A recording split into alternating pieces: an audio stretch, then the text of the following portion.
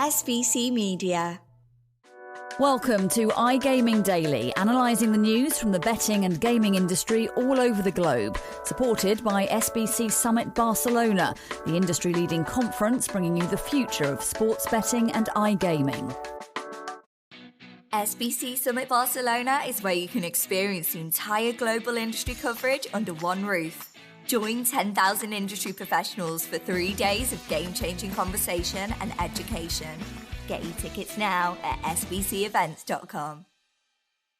The Metaverse, a digital reality mooted by many to become the next generation of the internet.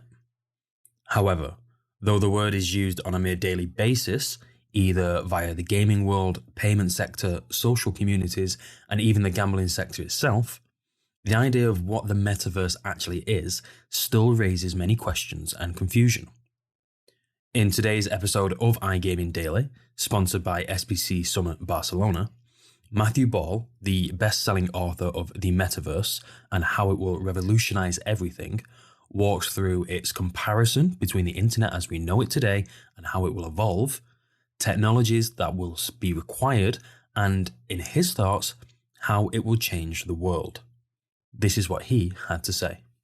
Whether it's a toy maker, a video game company, a music label, or a fashion house, it seems like everyone's been talking about the metaverse. And you're not wrong if you have that conception. For the first 2 decades of this century, the total number of SEC filings, this is America's securities regulator, counted fewer than 12 total mentions of the term metaverse. Half of them were for a company called Metaverse Corporation. Last year, we saw more than 260 uses of the term, and then in the first 6 months of this year, more than 1,100. But it's not just press talking points. Many of the most prestigious research and investment banking organizations, equity research firms globally, have put out forecasts for the metaverse, and the expectations are extraordinary. Goldman Sachs, Citibank, KPMG, Morgan Stanley estimate between 2.5 and 16 trillion by 2030. The global economy currently sits at $100 trillion, expected to reach roughly 135 to 40 trillion, or rather 140 trillion by the end of this decade. That means that not only are the sums imagined for the metaverse extraordinary, but their share of total GDP growth, and in particular, digital growth, and furthermore, the segments of the economy that are predictable, excluded. We, of course, know that most growth in the global economy are going to come from categories such as energy or agriculture, automotive, fast growing on a dollar term, but not fast growing on a percentage term. Furthermore, we need to recognize that it's not just talking points, and this is key. Of course, we're all familiar and often exhausted by talking points because we've been here before. We know about technologies which have been hyped longer than they're actually in market, 3D televisions being a good example, or sometimes where we're told of a future only to later be told that it's actually much farther out than we imagined. Drone-based internet, self-driving cars, messaging bots, and AI assistants. And I won't tell you that the metaverse isn't full of a lot of hype. I won't tell you that the metaverse is not here yet. But I will tell you that what we're seeing is unique.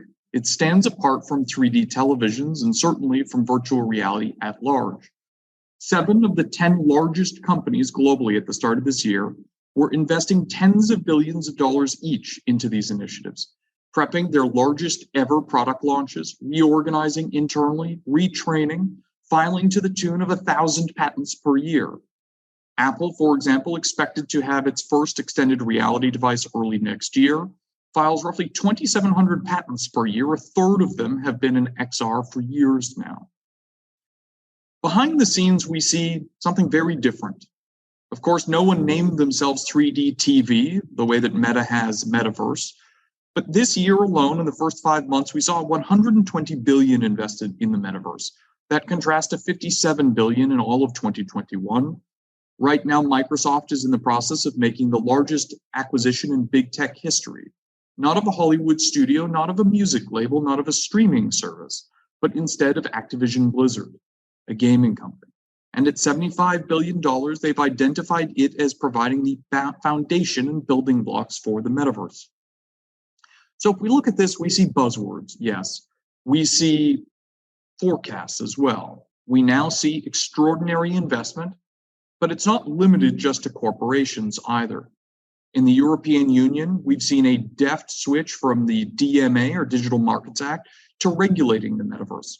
Just over the weekend, the Commissioner for the Interior Market, based in France for the European Union, identified the metaverse as one of the most important initiatives and businesses and opportunities, platforms at large, for the Union in the decades to come. In South Korea, the government has formed the South Korean Metaverse Alliance, spanning more than 500 companies, from refrigerator manufacturers to automotive companies, consumer electronics, and more. The goal is to replicate nearly every government service in the metaverse, but to build a nationally unified and globally relevant metaverse. The Crown Prince in Dubai has reflected similar ambitions to become a global hub for the metaverse, top 10 globally, #1 in the Middle East, bringing billions of dollars per annum.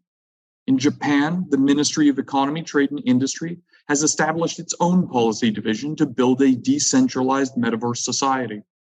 In the United States, the Federal Trade Commission has recently blocked the acquisition of a small fitness studio by Facebook, making the argument that it would provide them with control over the metaverse. In China last year, quickly shut down all metaverse investments for roughly a year before restarting the program as a nationally endorsed and important strategic initiative, with the objective of building a nationally independent and controlled metaverse. Why is this? Why do we see so much on such a topic, not one that we spoke about very recently? The answer is simple and yet profound. We imagine the metaverse to be the next version of the internet, distinct often in device, in behavior, in business models, in companies, in leadership, monetization overall. Just like we say that the mobile and cloud computing era is different from that of the internet of the 1990s and 1980s. This frame of reference answers many questions. How is the market sizing so large? How could it be that the metaverse does affect all companies from oil and gas through to automotive and consumer leisure? Why is there so much confusion over the topic? So much disagreement over it as well? And yes, even some nonsense. Why is there such a rush? At the end of the day, these are actually positive attributes because they are a prerequisite for change and disruption. A certain predictable and consensus future does not lead to much new opportunity. It just leads to new opportunity for the current companies. Now, you'll understand that if we're going to spend about 30 minutes today talking about the metaverse, the rest of this presentation, doing so comprehensively is not possible, not for the internet, not for something of its scale. And so we're going to have more modest goals. I'm going to explain what the metaverse is and how it differs from today's internet. I'm going to explain what the metaverse is not, why it is that we're talking about the metaverse now, when the metaverse might arrive, and what this means for gaming, your industry, your focus.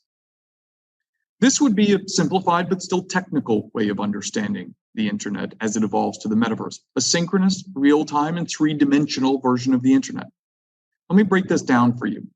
We often forget, and I know that the prior speaker was just talking about this, that we don't think about what the internet is, and it's remarkable. It's a series of about 36 protocols and standards that span 200 countries, 1,000 different domain registrars, 40,000 independent but coordinated networks, 4 million applications, 100 million servers, 2 billion websites, 6 billion people, and 25 billion devices. Each of those things can consistently, comprehensively, and coherently exchange information and data. And that's remarkable. It was certainly not what was imagined by many in the 1990s even. And it's what's facilitating this experience right now. So powerful is that comprehensive exchange of information that 20% of the world economy is now digital, and much of the remaining 80% is still digitally powered. So how is the internet going to evolve into the metaverse? First and foremost, it differentiates in medium and UI/UX. The metaverse is a predominantly three-dimensional space, whereas today's internet is 2D, images and text, video, and sound. When we think of 3D, it produces both many technological challenges, but also enables us to imagine a parallel virtual existence where the internet transcends a view into your life, is what Instagram provides today, and instead a place where your life unfolds. 3D is essential to that. We are a 3D and immersive species. A technical term here is to talk about real time. We tend to take for granted that very little of the internet is live. Think about the term load a web page. You don't say, I'm going to access a web page. I'm going to connect to a web page. You say, I'm going to load a web page. Nearly all experiences today are not live. Instant messaging feels live because it's nearly instantaneous, but it's not live. When you go to the New York Times to watch the news feed or the live feed on election day, you're not actually live. They've sent you code that says, ask us for an update every 6 to 30 seconds. That's what live means. And so we're talking about producing a network of experiences that are live. You don't pull a copy of the metaverse, you access it as it exists. The last version is to talk about synchronous. And this is to say, it's not just that the internet's live, it's that it's synchronized across all of us. We co-experience it. This is unique, it's rare. There's almost nothing we do on the internet today that is synchronous in real time. That happens to be why, even though we have $2 trillion tech companies in the streaming wars, we still find video calls unreliable because they're synchronized. And yet even then, video calls are simple. It's synchronized against many participants, but there's one focal participant. In this instance, it's me. If we have a technical issue, we wait. If there's network jitter, we wait. But the metaverse is talked about as a forum for exchange and for experience. And that means many participants, just like any social activity you do, whether that's at the casino or the pub or a sporting match, is everyone together. And so if you understand these three differences from the internet today, we can simplify this a little bit. The metaverse is a shared, live, and 3D internet where we constantly exist rather than the internet of today that we reach for. Let me use this to then talk about what the metaverse is not. The metaverse is not immersive virtual reality. It's not a virtual reality headset or an augmented reality device.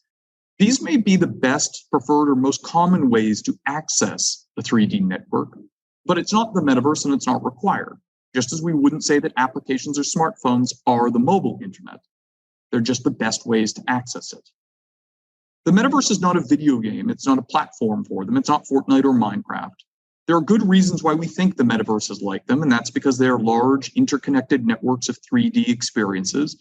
But they're applications, they're software, just as Google and Facebook are not the internet, they're platforms on the internet. The metaverse is not Web3 or crypto.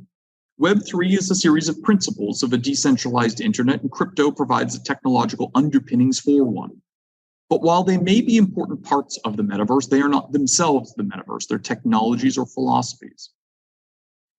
Do not think about the metaverse as a replacement for the internet. We're in the mobile and cloud era. We still use local storage. I'm coming to you right now on a personal computing device. I wrote my book using a PC. And of course, even though most traffic today originates and terminates on a mobile device, the transmission of that data is still on fixed line networks. It's still using the internet as it was developed in the 80s and 1990s. And lastly, don't expect the metaverse to be a comprehensive vision of the future. Understanding the technological enablers and some of the experiential changes does not provide a comprehensive answer. This is what produces opportunity. We have some idea of what new we can do, but we don't know exactly the business models, the timeline, or the implementation. The metaverse is also not new. Yes, in 2021, we saw the first metaverse strategies emerge. Many in the audience will know that the term comes from 1992, the novel Snow Crash by Neil Stephenson. And yet 8 years later, we saw some of the first pioneering work of the modern era. William Gibson wrote the book Neuromancer, coins the term cyberspace and matrix.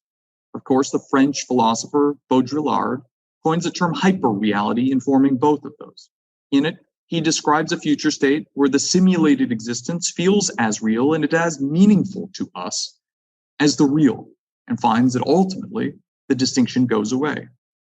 Many of you in the audience will remember both of those concepts, the Matrix and hyperreality, converging with the Matrix in 1999, the film. In 2011, we get Ready Player One, the most pop culture-oriented version of this idea. But throughout earlier in the 20th century, famous novelists such as Isaac Asimov or Philip K. Dick, Ray Bradbury to Stanley Weinbaum, varyingly described this future. An existence of holography in 3D, where our primary pastime is to create and shape virtual and synthetic worlds, where we exist inside VR nurseries, virtual reality goggles. And indeed, it's not new that the metaverse is developing. We first had virtual collaboration with mainframes. We had the emergence of 2D networks of virtual worlds in the 80s. Then we had commercial worlds in 2D graphics. We had the first 3D and immersive ones, Second Life through to Roblox and more. And for those of you who believe that what we're seeing here is just the resurgence of this old idea with some better visuals, you'll find out more why that's not the case. But I'll tell you, I've now been speaking for 15 minutes. During that 15 minutes, more people have logged onto Roblox than used Second Life in a month at its peak. The metaverse is still not here, even if it is developing. There are important problems we have to overcome. We imagine that 1,000-factor improvement in computing power is required. Networking infrastructure is already not even. Some of us can't access real-time games. Some of us can't do so reliably. In the United States, 3/4 of homes can. In the Middle East, 1/4 can, and in India, 1 in 10 can. We have standards and formats for the internet as we know it today. That's what allows your network to find my network, my device to be recognized by your devices, and for everything from a video file to a JPEG and an audio clip to be understood. We don't have that for 3D, not truly, not yet. We also imagine that even if XR hardware, virtual reality and augmented reality devices are not the metaverse, they're important in the ways in which we bring about the metaverse. Note that the mobile era does not require a touchscreen, but we would all agree a touchscreen and the repurposable interface is key to how much we use the mobile internet and who uses it. And of course, we have societal problems. These hold back the metaverse, not just in embrace, but in operations. And we have to work these out. We don't have good answers for them today. But I want to remind that no transformation is sudden. We can't ever think of an era as suddenly having arrived. Consider the question mobile. None of us in this audience would say that we're not in the mobile and cloud era. The devices we use are different. The people on the internet are different. The companies we use are different. But when did that begin? In 1973, we had the first mobile cell phone call. 1991, the first wireless digital network in Norway. 1992, we had the first smartphone. Then we had the first Blackberries. In 1999, the wireless application protocol. This was the first protocol universally adopted that supplemented the internet protocol suite for mobile. What did that provide? Well, recall when you might go to the BBC and you'd see a white background with blue, red, and purple text. That was WAP. In the early 2000s, we had the first consumer smartphones and mobile media, primarily in Japan, the ringtone economy and mobile games. 2007, the iPhone. 2008, the 3G iPhone and Android. Not until 2014 did half of America have a smartphone, and not until 2017, I'm sorry, that seems to have shifted, did half of the world. When did the mobile era begin? It's not an answerable question. But what we do know is that there was a critical point in 2008, the second iPhone, the first with 3G, the first with an app store, that felt different, coincident with the rise of Android, still today the most globally popular mobile computing device. We recognized a sudden change, even if progress had been progressive. We can see that now. This is code from Tim Sweeney, the founder and CEO of Epic Games, Fortnite, and the Unreal Engine. And he shows that in 1997, they tried to build the metaverse, or at least something to it, an interconnected network of 3D experiences. The problem, of course, not enough people online. Broadband too slow. Our devices were stuck in our living rooms and offices. The economy of the internet was small. Amazon only went public that year. Not many people even thought of buying something online. He makes the point we've had ambitions and aspirations for some time, decades. But recently, a critical mass of working pieces have begun to assemble, and very quickly. So what are those? Well, real-time 3D simulation has rapidly transcended human leisure. It's now used in city infrastructure and planning. It's used to operate heavy infrastructure from biochemical production plants to wind turbines. The Hong Kong International Airport operates through 3D simulation. In the United States, one of the two most prestigious hospitals in the country are now performing live patient surgery using extended reality devices. Consumer devices can run realistic 3D simulations of extraordinary capability. You're seeing a synthetic version of Keanu Reeves in a city with more than 60,000 drivable physics-based cars. On the bottom left, you're seeing all of those cars as modifiable elements by the consumer. They can speed them up, they can remove 1 in 10, they can remove Acura or Ford, they can change the time of day, and everything responds dynamically. The world's most sophisticated simulations, a decade ago impossible to almost no one, now runs on consumer devices. What you're looking at in the bottom right is the number of leaves, individual, on a tree in the simulation. Actually, I'm lying. Each of those colors is a different part of a different leaf in this simulation. Each one individually rendered, unique, reflecting light and energy, visible to the user. This is new. And it was not possible before. It's not just about what Roblox looks like, it's about what a device can run. The platform tools to create have become extensible. Roblox, Minecraft, and Fortnite have tens of millions of virtual worlds created by almost children. What you're seeing in the top right is a child who used Minecraft to build a game Snake, which we all remember. But I want to explain why this was remarkable. Minecraft can work by simulating real-world physics. A computer processor stores information in Minecraft, if you build it, the same way that a real one does, by lodging ones and zeros. And so what you're seeing on the bottom right of the top right image is a computer processor built to simulate real-world physics running on a physical computer processor that produces a virtual game in the virtual game of Minecraft made by a child. More important may be what we can see in consumer behavior. Last year, 90% as much was spent on NFTs as the global art market itself.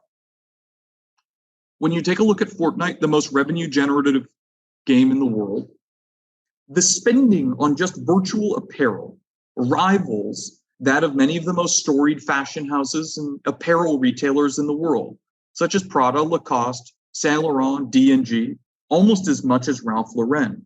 This, too, is new. We're also seeing virtual systems prove themselves in the marketplace.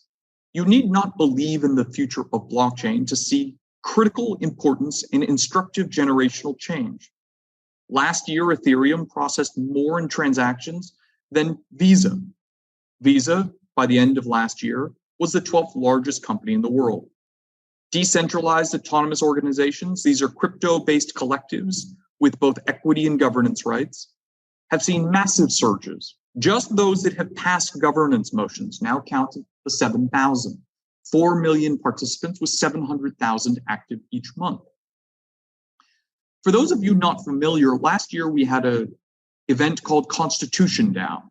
There are 16 known copies of the US Constitution, 14 are owned by museums, and 2 exist privately. And what happened was, within the span of 4 days, nearly $60 million was raised from 17,000 people on the blockchain. No lawyers, no contracts, no bank accounts were needed. This is the rapid assembly of community and capital, instant and programmatic, for the pursuit of extraordinary sums. While not successful in winning the auction, a nevertheless remarkable demonstration of what's possible with these tools, and a topic that we'll come back to. I also want to talk about generational shifts. These are viral videos from the United States. When the iPad came out, an infant would pick up a magazine, touch it, pinch it, swipe to zoom. They couldn't understand why it didn't work like an iPad, and we found it funny. We could understand why they thought that, but we couldn't understand why they thought differently. And if you take a look at the growth of Roblox since, you'll see remarkable differences in its trajectory. Roblox not known to most people until 2018, and it wasn't until then that it began to take off. And you'll note that what happened is exactly the demographic that plays Roblox, aged into it from the iPad native generation. It's been more than a decade since the iPad came out. A 1-year-old is now 12 or 13. A 4-year-old is nearly an adult. And we know what their behaviors are. They don't socialize on Facebook or Snapchat even. They exist inside virtual worlds. That's where their friendships are. That's where their happiness is, their lives, indeed. And post-pandemic, we've seen many pandemic darlings crash. Shopify, Zoom, Peloton. But note what has happened to Roblox. It's up 25% since last year. It continues to find new highs, not contract. And this will continue. Everyone born today is a video gamer. And that means that each year, 140 million new video gamers are born. We're also on the cusp of new virtual reality and extended reality devices. And this will be incredibly relevant for the gaming industry. We're near the point of consumer-grade haptic wearables. What you're seeing is a device that simulates through pressure and motors, tactility. We have, and I'll return to this, hyper-real avatar creation using the device in front of you. It scans your face and reproduces you. Again, this is where we're talking about consumer-grade devices being key. Not yet consumer-grade, but here and in casinos in the years to come, is holography and 3D holograms. These technologies are extraordinary. The devices cost tens of thousands of dollars. They're large, but they're remarkable. We all find video calling tiresome. But when you take a look at 3D, we see improvements of many different types.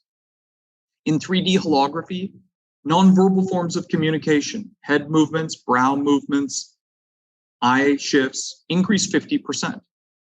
Eye contact increases 30%, and memory recall increases 20%. For those of you who in the pandemic struggled with Zoom or shifted to iCasinos or Zoom-based casinos and found that it did not provide the experience that you wanted, or when you have a robotic dealer, holography is the solution, and it's well proven. And then we have the advance of electromyography. These are sensors worn on your extremities, which track for electrical signals sent across skeletal muscles to reproduce your hand and extremities in remarkable precision. They don't track your body. They read your signals and know what your body must be doing. All of this explains why we're talking about the metaverse in 2022. But I want to mention that we still remain far from some of the areas that we believe are important. And so I want to talk about that. One such example is virtual reality devices. We're still far from what we think minimum spec would be for the average consumer. And yet we should not discount the remarkable improvements. Since 2016, we're roughly quadrupling the number of pixels we render per second. Simultaneously, we've improved battery life. We've kept the cost flat. We've kept the device weight flat. And we've added multiple other sensors and can perform more complex computation. This is hard. We're far from the ending yet. It's much more difficult than a video game console. Your PlayStation 5 weighs 9 pounds. It has multiple fans. It doesn't need its own battery, and it doesn't need its own screen. But the path to progress is imminent. We're seeing these improvements. Just last month, the US military took delivery of a $500 million order of augmented reality devices used for training and in the field for combat. What are the outcomes of the metaverse? Some giants will die. They can't adapt to the future. Others will languish, far surpassed. Skype still exists, Yahoo still exists, but none of us think about it very often. Other companies will adapt and grow. Facebook is not of the mobile era, but it's much larger because of it. Apple, reborn in mobile and more valuable than ever. Some companies will be displaced. They'll find themselves out of what their core business was, but grow because of growth in the digital economy. There will be some gaming companies that find that their legacy business has shrunk, but they're far larger as a horizontal metaverse casino. And as part of that, new companies will emerge. In every category, we expect reinvention to that effect. Think about who replaced Skype. They're similar in some regard, digital communications companies, but different in others. Snapchat is not just Skype, but for mobile. Slack is an enterprise productivity tool which replaced Skype for business, but it's based upon integration into workflows. iOS is not just Windows for mobile. When we take a look at the proto experiences of today, potentially cryptocurrency, Discord, and gaming platforms, we see other potential replacements as well. So, as we consider this, I want to talk about the metaverse in gaming. And what does that mean for you and your industry and your concerns? Well, the metaverse means that structurally an ever-growing share of our time, our labor, leisure, spend, wealth, happiness, friendships, and so on will exist inside virtual worlds and networks. And that means that your field is likely to be at the forefront. Indeed, in many ways, it's already there first. So what do we think that the future looks like? Well, we have some view. We can already see different technologies, none of which we believe are particularly enriching or compelling. That can be having a scripted, non-AI based dealer. That can be simulated blackjack with real gaming or gambling. We have virtual casinos with some real gambling elements. And then, of course, we have video-based dealers. The future is easy to imagine here. Holography, you're seeing such a device on the left, will be deployed into casinos, providing that rich immersion, replacing an AI dealer with a human dealer who feels known, who can respond. Sometimes we will have those dealers at home.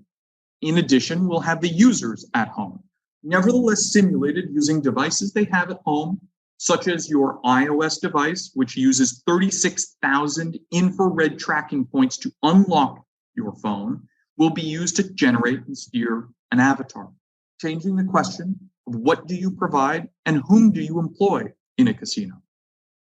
It's very clear that all of the ideas I mentioned a moment ago will converge into virtual spaces, not just load up a blackjack table, not just see a physical space through a camera, but a truly immersive space in which we congregate and replicate much of what we imagine the real world casino to offer. I also want to talk about Zed-Run. This may be something familiar to some of you in the audience, but not to others. Zed-Run is a virtual racino based on the blockchain. You can see the attributes on the side, 4 different bloodlines for horses, 268 genotypes, multiple breeds, several genders, different coats, and different racing classes. And they use the blockchain to provide unchangeable and trustless. That doesn't sound bad. What it means is you don't need to trust that the data is correct. Trading, breeding, betting, selling, and lending of your horses to operate a casino. Games run every few minutes. Horses can be bred and rebred and traded. You pay fees to lend out your horse. But most importantly, we're talking about a horizontal casino. This is an idea I'll get to in a moment, where we have a game, but the game is predicated upon what users do with the assets, how they build a community and experiences around them. Those experiences can even be used off of Zed-Run. Those of you in the audience can go purchase a horse. You can even breed a new horse, and then you can use that to build your own casino, your own game, your own races. And in doing so, provide remuneration and compensation back to Zed-Run, the underlying creator of the product. And this is where we get to one of the most important ideas here. If there's a future for crypto, then it will lead to the idea of the horizontal casino, not just an application built to use NFTs, not just a programmatic blockchain executable such as Zed-Run, but instead a company that says we need to think of a casino game like we think of a casino, a platform for entertainment, of stores that we operate that we don't, of entertainment, of talent, of restaurants, of community, of fun and lodgings. And so what we'll see is companies like Zed-Run, perhaps not Zed-Run, perhaps indeed a casino today, that says we're going to take our community, our loyalty systems, our network of in-person experiences as they move towards the metaverse, and to start to build that out into a platform for others, saying that it's not just about our chips, it's not just about our currency, it's about how we can build for the metaverse, a network of interconnected virtual experiences, for which the blockchain has proven to be an extensible solution where you don't need to care or worry about whether or not the foundation you provided is providing compensation back to you. And so with this, I want to close on a final point before we shift to 15 minutes of questions. The internet over time has become increasingly regionalized. And this is the effect of two different patterns. Number one is regulation. Governments around the world understand the criticality of the internet and look to preserve local culture. But more important is the way in which the internet's maturity has led to growth of companies with regional expertise. They understand their people, their wants, their needs, and yes, even the regulatory environment. Thus far, the growth in these local tech ecosystems has been concentrated among businesses with strong physical footprints, banking and insurance, ride-share and e-commerce. But the metaverse means our life, our existence, our leisure, our friendships will be inside the virtual worlds. It's very likely that Western companies are the utilities that provide that, whether that's a gaming engine or cloud data center, an email client, or a communications suite. But the metaverse is more than just a 3D network. It's a network of experiences, of places we want to go and things we want to do. And that is, today, still best performed by the companies in a market with customer relationships who know what their users want. And so it also leads me to believe that the regionalization of the internet will continue. And it provides an incredible opportunity, not just to some entrepreneurs, but all globally.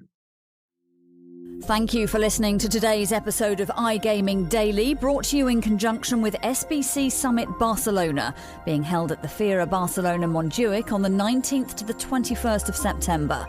If you want to find out more about some of the subjects raised today, feel free to explore any of the sites in the SBC News Network or check out the latest edition of the SBC Leaders magazine. Happy reading.